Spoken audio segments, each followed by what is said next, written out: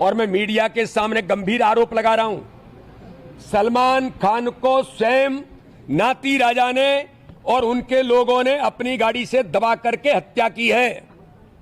इसकी जांच होनी चाहिए। तो अभी आपने जो वीडियो सुना उसमें प्रदेश अध्यक्ष बीडी शर्मा कह रहे हैं कि नाती राजा के द्वारा ही सलमान खान की हत्या की गई है। और क्या कहा बीडी शर्मा ने, देखे गुडलक मीडिया की इस रिपोर्ट में।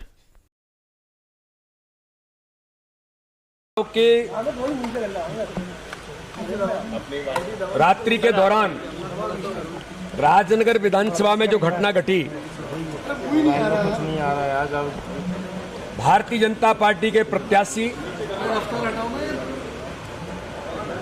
अरविंद पटेरिया और भारतीय जनता पार्टी के कार्यकर्ताओं के ऊपर योजनाबद्ध तरीके से कांग्रेस के वहां के विधायक और प्रत्याशी नाती राजा और उसके गुंडों ने प्राणघातक हमला किया। और प्राणघातक हमला करने के बाद जिस प्रकार से उन्होंने पटकथा लिखी कि उनके ड्राइवर की हत्या कर दी गई, स्वयं उनके पूर्व मुख्यमंत्री कमलनाथ जी ने ये कहा कि मैंने नाती राजा से बात की, कोई घटना नहीं की, सामान्य तौर पर बहस थी। और उसके बाद इस कहानी को गढ़ करके उनके ड्राइवर, जिनका कैरेक्टर आपराधिक प्रवृत्ति का है, एक उनका सलमान खान जो किसी गाड़ी से दबकर जिनकी मृत्यु हुई है, उनका एक वीडियो ओपन देसी कट्टा से गोली चलाते हुए जारी हुआ है। और कोई ड्राइवर अपने मालिक को बचाने के लिए गाड़ी लेकर के भागेगा कि दूसरों पर अटैक करेगा? वो ड्राइवर था कि शूटर था? और किस गाड़ी से दबे, क्या हुआ? ये पुलिस प्रशासन ने, जिला प्रशासन ने जो 22 कार्रवाई की है, भारतीय जनता पार्टी के प्रत्याशी सहित 20 कार्यकर्ता और 15 अन्य कार्यकर्ता, यानी 35 लोग, 302 की एफआईआर। भारत का पहला केस होगा, कोई व्यक्ति किसी गाड़ी की चपेट में आकर के एक्सीडेंटल उसमें उसकी डेथ हो जाती है, तो प्रशासन कितना बाइज्ड है कि 302 की एफआईआर 20 लोगों के खिलाफ करता है।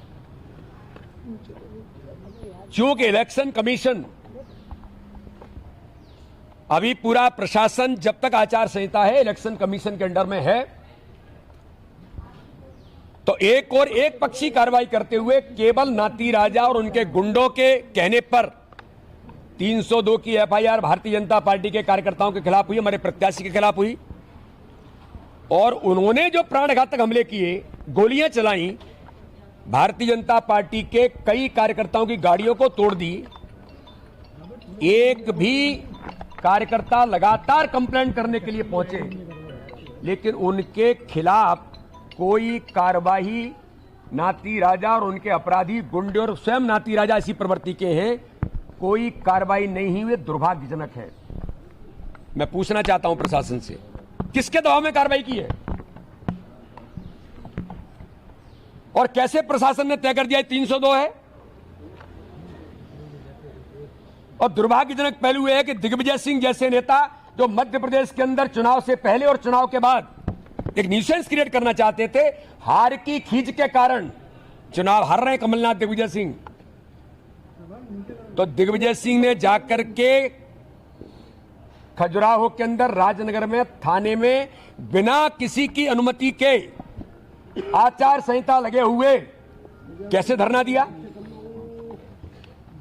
टेंट लगाया आपने, किससे अनुमति ली? और उसके बाद आप लोगों को प्रोवोक कर रहे हैं, मारो लोगों को। मध्य प्रदेश का वातावरण खराब करने का प्रयास ये दिग्विजय सिंह ने वहां पहुंच करके जो किया है, और दुर्भाग्यजनक है। हमने इलेक्शन कमीशन से कहा है कि उन अधिकारियों के खिलाफ कार्रवाई होनी चाहिए कि दिग्विजय सिंह ने बिना अनुमति के टेंट कैसे लगाया, कैसे दिग्विजय सिंह ने लोगों को प्रोवोक किया, कैसे दिग्विजय सिंह वहां धरने पर रात में बैठे। अगर ऐसे अधिकारियों के खिलाफ भी कड़ी कानूनी कार्रवाई होनी चाहिए जिन्होंने बिना किसी की अनुमति लिए आचार संहिता के दौरान इस प्रकार का आपराधिक कृत्य किया है। तो इसलिए आज हमने इलेक्शन कमीशन को कहा है, डीजीपी से भारतीय जनता पार्टी का प्रतिनिधिमंडल मिल रहा है, इस पूरे घटनाक्रम की जांच हो और सलमान खान की जो मृत्यु है, मुझे संवेदना है, कोई भी व्यक्ति है, चाहे अपराधी हो या कोई भी हो, अगर किसी की मृत्यु हुई है, मैं उनकी मृत्यु पर संवेदना व्यक्त करता हूं, मेरे संसदीय क्षेत्र है। लेकिन मैं तो उन मुस्लिम भाइयों से भी कहना चाहता हूं और मैं मीडिया के सामने गंभीर आरोप लगा रहा हूं, सलमान खान को स्वयं नाती राजा ने और उनके लोगों ने अपनी गाड़ी से दबा करके हत्या की है। इसकी जांच होनी चाहिए। ठीक है।